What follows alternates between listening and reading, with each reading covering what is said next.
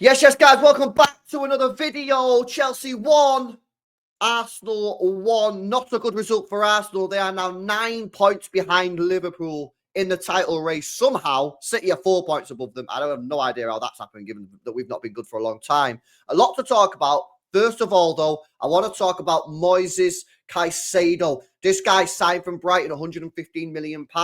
Yeah, everyone's raising their eyebrows at it, thinking decent player, yeah, but 100—that's a lot of money to spend. It's a lot of money to spend. However, yeah, today, that performance was out of this world. What a performance. And I got to say this as well, yeah. I've never really took to Caicedo like that. I've always thought that on the ball, he's maybe not the best. He's always looks a little clumsy to me. But this season, I think Caicedo is really proving his worth. I think he's really showing that he's a top DM. I think something interesting that I heard Don say, the Chelsea fan, a few weeks ago, he said he thinks that Caicedo is levels above Declan Rice. And I don't know about levels, but if you ask me right now, who'd I rather have in my team, Caicedo or Declan Rice? I'd take Caicedo every day of the week. I think Caicedo, for me, the way that he runs that midfield, it's crazy. Yeah, it's crazy. You know, he reminds me a bit of Fernandinho with the pace that he's got. He just gets around everywhere. Yeah, and he can start attacks. He can break the lines with a couple of passes. I think he can add some goals to his game. He could be a real player. And listen, I still think they obviously massively overpaid, but who cares? Like, at the end of the day, they've got a brilliant player there, and he's only young. He'll keep developing. And it was an unreal performance. He was by far head and shoulders above anybody else on the pitch in terms of the man of the match award. So yeah, fair play, man. Listen, I got that one wrong. I never thought he would amount so much, but they've spent a lot of money on him, and he's now starting to pay dividends.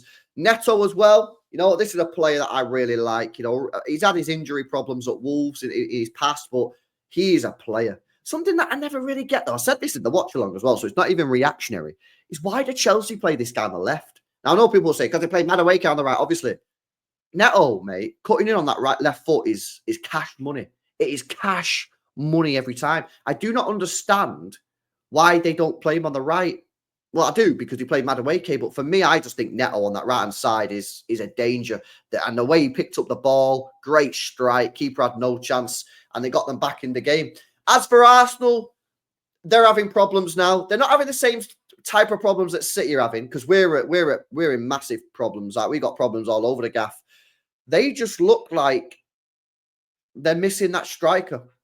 They're missing a striker for me. Yeah, as many goals as Havertz might score you a season, he ain't winning you the league, man.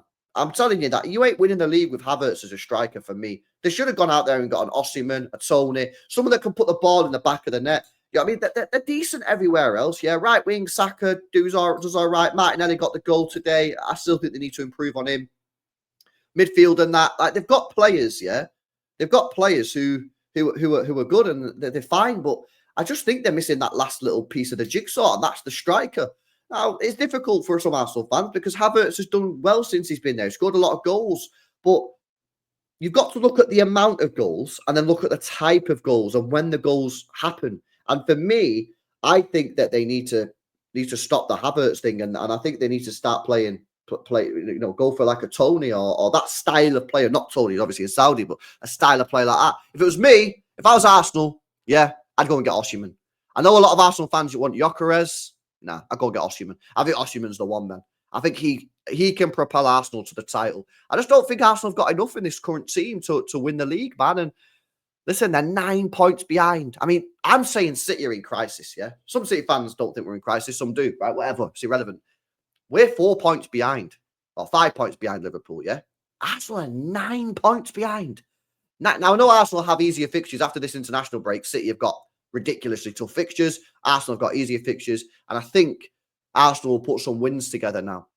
But being 9 points behind Liverpool already, by the way, Liverpool don't look like they're going to drop points anytime soon. I know they play City at Anfield, but we never win at Anfield anyway.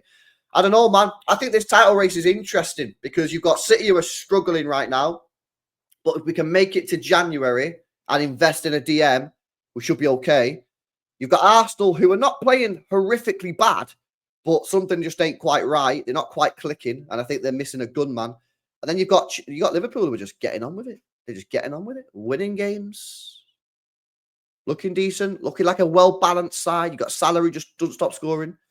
But they've got contract issues. The longer that goes on, could that start to affect them second half of the season when questions are going to be asked about Salah, Trent, and Van Dijk about are they staying, are they going? That could be interesting. So listen, I think we've got a good title race on our hands here. You know, I think Liverpool for me are now the favourites given their situation, but things can change in football real quick. You know, City are in crisis. We win the next 2 games. It's going to be tough. Tottenham and Liverpool.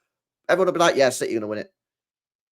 City don't win the next 2 games, Liverpool will be cruising away with the league. So I'm liking it, man. I think it's an interesting title race. But yeah, big up to CAICEDO, easily man of the match. What a performance. Unbelievable. That's one of the best DM performances I've seen for a long, long time. Let me know your thoughts in the comment section below. Is CAICEDO now starting to live up to his price tag? Has he been living up to his price tag for a long time? Maybe I've just not seen it. Smash a like, subscribe. And guys, I'll catch you in the next one. Peace out.